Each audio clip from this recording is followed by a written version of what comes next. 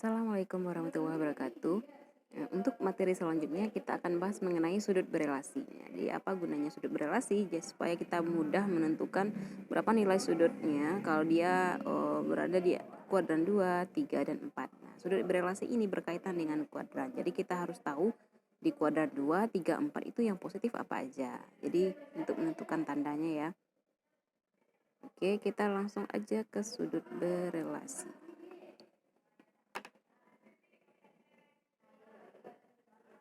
Sudut ini yang B ya. Yang pertama tadi kuadran ini sudut berelasi. Jadi relasi ini artinya hubungan. Jadi kita hubungkan dia dengan sudut kita hubungkan sudut yang ditanya itu dengan sudut pada sudut istimewa. Jadi apa aja sudut istimewa masih ingat? Nah, jadi kita hubungkan dengan sudut istimewa ini. Sudut istimewa.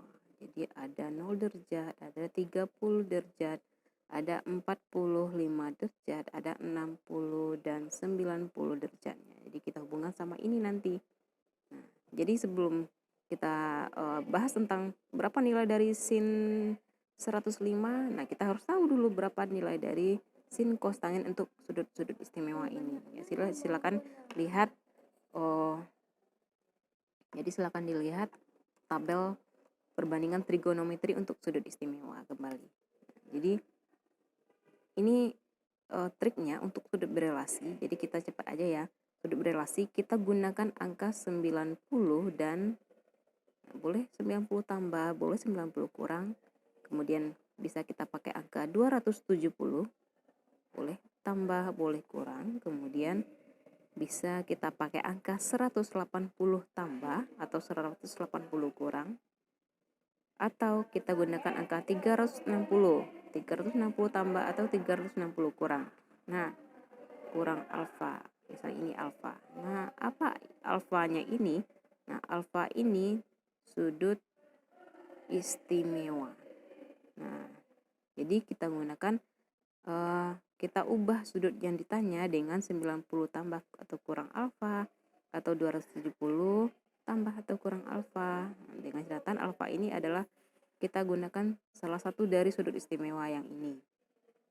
Nah, jadi triknya seperti ini. Kalau kita gunakan angka 90 sama 270, kalau kita gunakan angka 90, nanti aja ya. Angka 90 sama 270,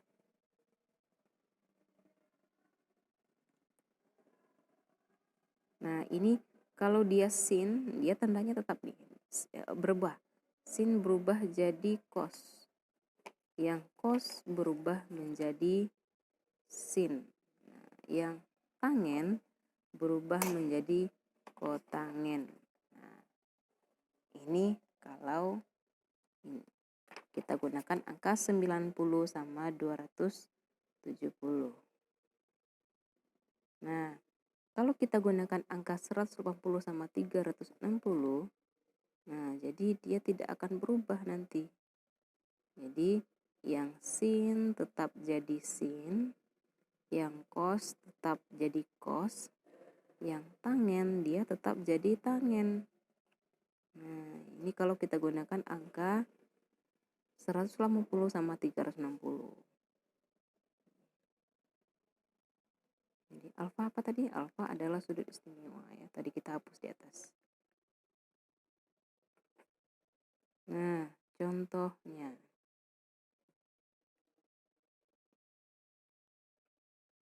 Contoh, tentukan nilai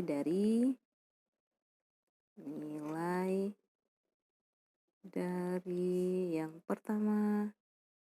Misalnya ditanya sin 120 derajat. Nah, sin 120 derajat. 120 derajat kita ubah angkanya, angka 120. Berarti sinnya 120 kita ubah jadi berapa? Nah, 90 tambah berapakah? Atau 270 tambah berapa? Atau 180 tambah berapa? Nah, 120 bisa kita ubah jadi 90. Jadi ada banyak caranya. Yang pertama kita pakai angka 90. tambah 30. Jadi 120 kita ubah jadi 90 tambah 30.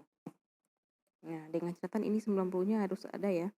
90 atau 270 atau 180 atau 360. Itu yang keempat angka ini aja yang kita pakai. 90 tambah 30. Nah, karena kita gunakan angka 90, katanya sin ubah jadi cos. Nah, sin ubah jadi cos. Nah, jadi kita taruh, jadi sinnya berubah menjadi cos. Nah,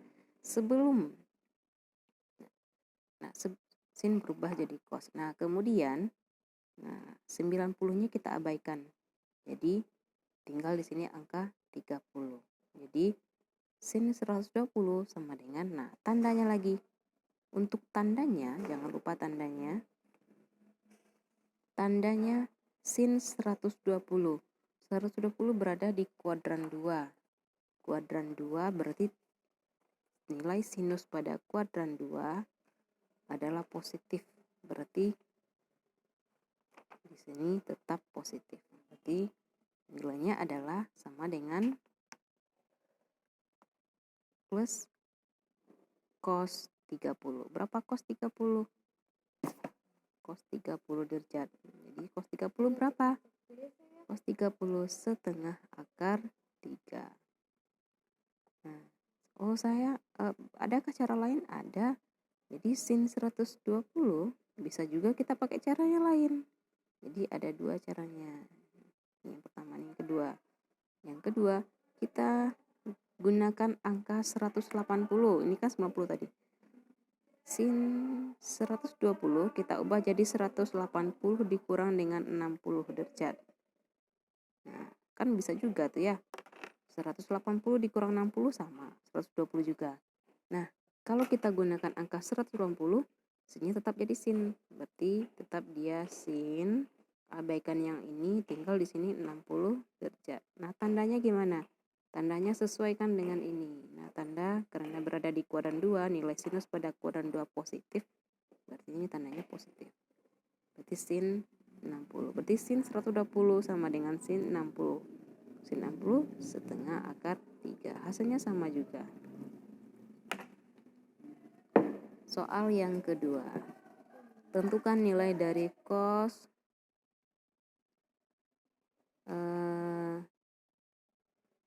210 derajat. Nah, 210 kira-kira bisa kita ubah jadi berapa ini? Bisa kita pakai 270, bisa kita pakai ini. Sama dengan cos 210 kita ubah jadi 270 kurang 210 sama dengan 270 dikurang 60 ya. Dikurang 60. Nah, 270 dikurang 60.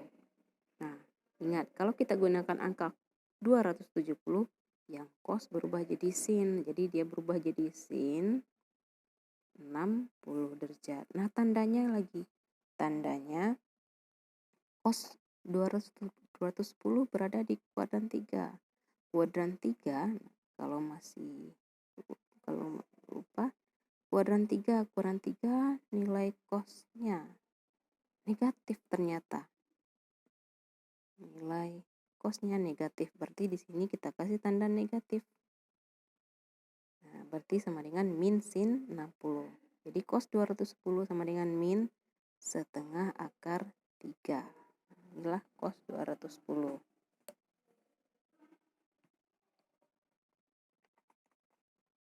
Soal yang ketiga. Nah, soal yang ketiga, tentukan dia tentukan sudut lancip dari tangen 165 derajat. Nah, 165 derajat bisa kita ubah jadi berapa nih ya? 180 dikurang bisa ya? Berarti sama dengan tangen 180 dikurang dengan 15 derajat. Sama dengan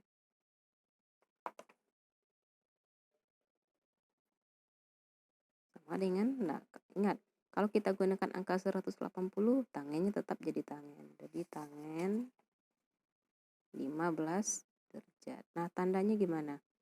165 berada di kuadran 2. 165 berada di kuadran 2. Karena di kuadran 2 tangennya negatif. Berarti kita kasih di sini tandanya negatif. Berarti nilai tangen 165 akan sama dengan negatif tangen 15 derajat hasilnya. Oke, silakan Anda pahami lagi ya. Kalau ada yang ragu, silakan tanyakan sama Ibu melalui WA. Atau langsung boleh juga.